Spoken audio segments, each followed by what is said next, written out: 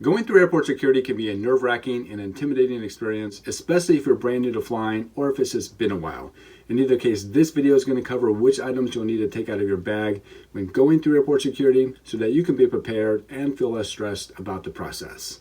Let's go. Dream vacations start here. This video is actually the second part of a two-part series I'm doing called Airport Security Basics. If you missed the first video, I covered the items that you would need to take off when going through airport security. You can find that video linked in the video description, or you can also find it at the end of this video. But let's get right into today's topic, and let's start with laptops. Laptops, for the most part, will need to be removed from either your carry-on or personal item bag and placed in a security bin to be screened. And I should pause for a moment and recognize that some of you watching this video might not know what a carry-on and personal item bag even means, so let me briefly describe what those items are. For the most part, the airline that you'll be flying on will allow you to bring on the airplane with you one carry-on luggage and one personal item. A carry-on bag is going to be a small suitcase that will be able to fit in the overhead storage bins on the airplane. The standard size is 22 inches by 14 inches by 9 inches, and that includes the measurement of the wheels and handle of the suitcase as well. A personal item bag will need to be small enough to be able to fit under the airplane seat. This can be a backpack or a handbag or something similar. If your personal item ends up being too big to fit under the airplane seat, then it'll end up having to be stowed under the airplane's luggage compartment. Going back to the laptop, the reason you have to take out your laptop has to do with the laptop battery and how it looks on the X-ray machine. The batteries are such dense metallic material that they obscure what is beneath them. However, I will say that there are laptop backpacks and some carry-on bags that are made in such a way that will not disrupt the X-ray image when they are being scanned, which would allow you to keep your laptop in its bag. I'll link to some of these types of bags down in the description if you're interested in picking one up. However, just know that there's still a chance that the security officers will still ask you to remove your laptop anyway. But there is good news on the way. The TSA has started to install new 3D scanners that won't require removing laptops from their bags.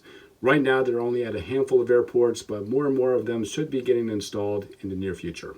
Other than the laptop, another question I get asked a lot about is, do you have to take out cell phones, tablets, iPads, cameras, power banks, desktops, and other electronics when going through security? The answer is, you do have to take out any electronics larger than your cell phone out of your bag and place them in a separate bin so they won't interfere with the image when being screened. With that being said, you are safe to keep your cell phone in your bag and will not need to take it out. So what about chargers? Chargers and cables for your electronic devices generally do not need to be removed if you just have a few in your bag. If you have more than that, they do tend to clutter the X-ray image, and you may be asked to remove them from your bag and place them in a separate bin. The next items that will need to be removed from your bag are your toiletries and any liquids you're carrying. Here in the US, we have the 311 rule, which states that any liquid, aerosol, gel, cream, or paste must be 3.4 ounces or less per item in travel size containers, which means you can't just leave 3.4 ounces of shampoo in your large shampoo bottle and expect to be able to pass through. They must be carried in travel size containers. Plus, all your liquids must also fit in one clear quart size bag, and you're only allowed one quart size bag per passenger.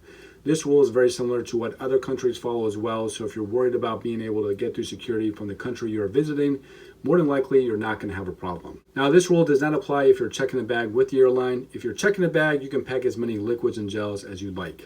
Another item that you may have to take out of your bag is medication. If your medication is in a liquid or powder form, it will have to be removed and placed in a separate bin. If you're just carrying pills, those can just stay in your bag. Now, there are exceptions to this rule. If your medication is medically necessary, then you can carry more than the 3.4 ounces that is allowed. Just inform the security officer that you have medically necessary liquids or medications and separate them from your other belongings before screening begins. And it helps to have your medication labeled and also a copy of your prescription. Some examples of medically necessary items would include IV bags, inhalers, insulin, prescription liquids, creams and gels, breast milk, and baby food including formula.